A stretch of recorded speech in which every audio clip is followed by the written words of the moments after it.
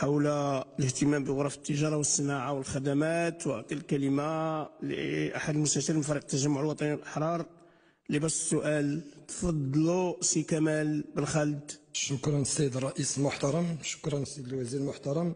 ألاحظ أن هناك تراجع في إشراك غرف التجارة والصناعة والخدمات في مختلف الأنشطة واللقاءات التواصلية التي تنظمها الوزارة.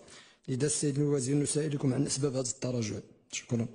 شكرا السيد المستشار المحترم. الكلمة لكم السيد الوزير للجواب على هذا السؤال. تفضلوا.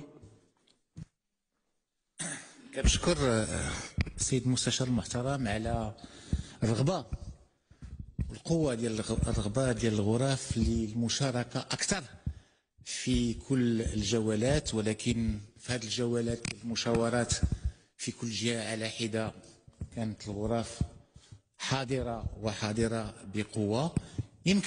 يمكن في بعض الجولات الأخرى ولا في بعض المشاورات الأخرى وفي بعض التظاهرات الأخرى يمكن ما شاركناش فيما فيه الكفاية الغرف، وإحنا قابلين للمناقشة معكم تقوية هذه المشاركة في المستقبل إن شاء الله.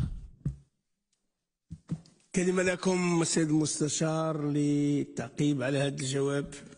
شكرا السيد الوزير المحترم، شكرا على الجواب وعلى الرغبة في الاشتغال مع الغرف. لكن السيد الوزير كاين إشكاليات، لأن كتعرفوا بأن هذه الغرف كانت غرف إقليمية ولا غرف جهوية، وهذا إشكال كبير. لأن اليوم هذه الغرف الجهوية بعدا خصنا نرجعوا نشوفوا كي نديروا لها باش نحاول أنها تكون فعالة في المشاركة ديالها. اليوم كنشوفوا بأن عندنا ناخذوا على سبيل المثال غرفة التجارة والصناعة والخدمات ديال جهة مراكش أسفي. كما كتعرفوا راه كاين 4 الأقاليم أخرين كانوا فيهم غرف. اليوم هاد الغرف باقي فيهم الموظفين ديالهم باقي عامرين. الاشتغال دروك كله هابط على الغرفة الجهوية ديال مراكش.